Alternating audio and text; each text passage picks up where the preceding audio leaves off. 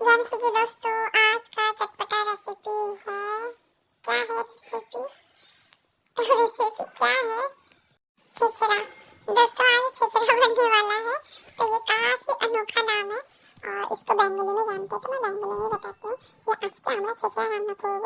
এটা খুব সিম্পল বাড়িতে একটা, ঠিক আছে, যেটা আমরা ডাল ভাত ধরে একদম গরম সিজন আসছে তো খেতে বেশ ভালো লাগে।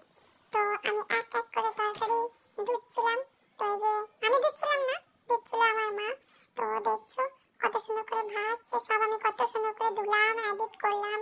তো তোমরাও প্লিজ আমার ভিডিওটাকে লাইক করো, ফলো করো, তবে তো আমি আরো বেশি এগিয়ে যেতে পারবো। আমার ছোট ছেলের উপর একটু দয়া করো, ঠিক আছে?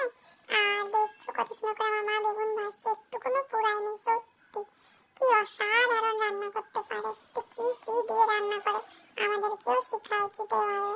হ্যাঁ, শিখতে হবে, অবশ্যই শিখবো।